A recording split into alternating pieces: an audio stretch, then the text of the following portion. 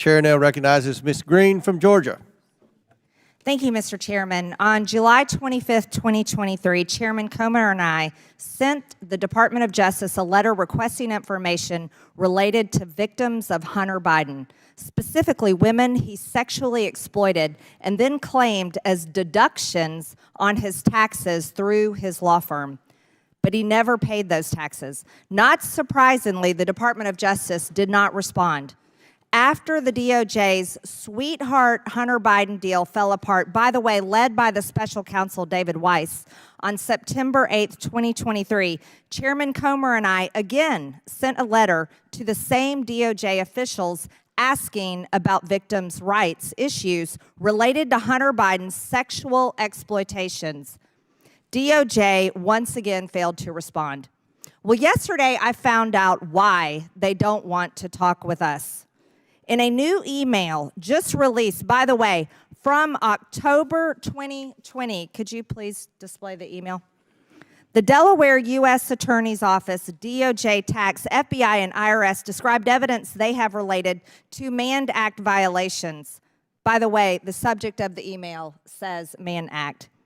First, the title, Mann Act. Then it's clear there are charges on the table while the Department of Justice is in hiding from meeting with me.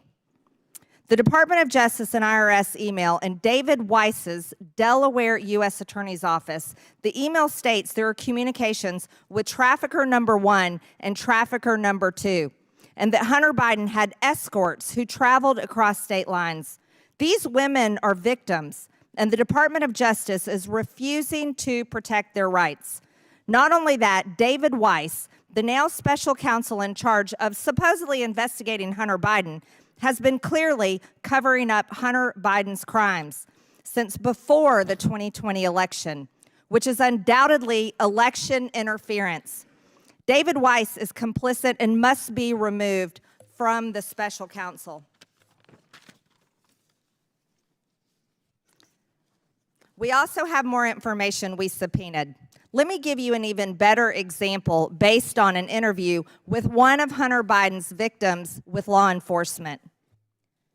It says here that the victim, Hunter Biden's victim, stated that Biden told her that his father was the vice president and asked to Google search his name. Hunter Biden's victim stated she told Biden she was not interested in Google searching his name and just wanted to be paid. Hunter Biden's victim stated that Biden then showed her a picture of his father with President Barack Obama. Don't forget his father was vice president then.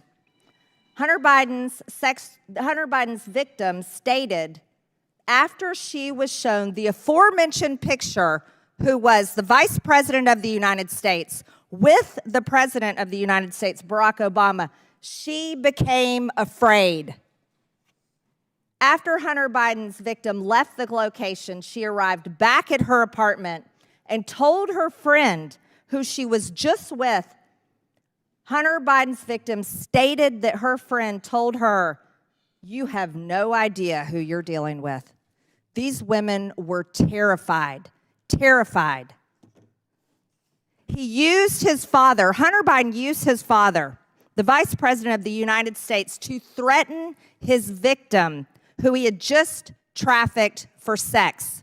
And the Department of Justice refuses to speak to me? Hunter Biden needs to be held accountable for his sexual exploitation of women. And we've shown more evidence. We've shown evidence. This is what it looks like. This is what Mann Act violations look like. Mr. Chairman?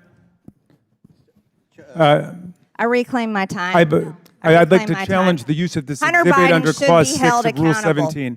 It is sad that my Democrat colleagues pretend to care about women's rights while allowing Hunter Biden to exploit women. This is a shame.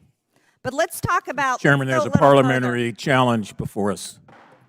The point of order. Chairman, point of order. Who's the point? And we'll stop the clock for you, Ms. Greene. Mr. Chairman, our colleague from Georgia has introduced before pornographic exhibits and displayed things that are really not suitable for children who might be watching.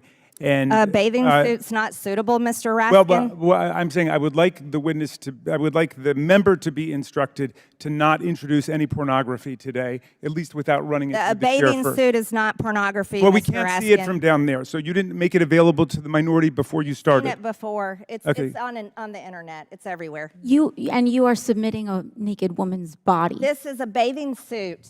This is a bathing suit. and it has not been clear before this committee. All right. Glasses on. Do you wear them Okay. or not? It's a I have bathing suit. contacts in. Thank Oh, you. congratulations.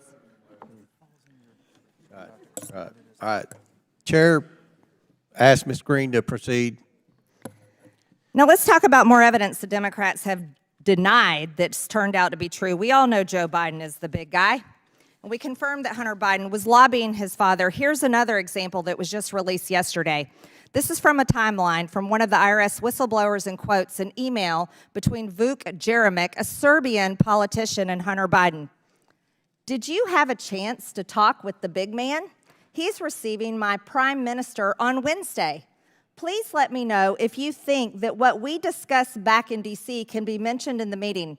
My domestic strategy, how I proceed in dealing with my government, very much depends on whether it happens or not. This is a conversation between Hunter Biden and Vuk Jeremic. This is called influence peddling.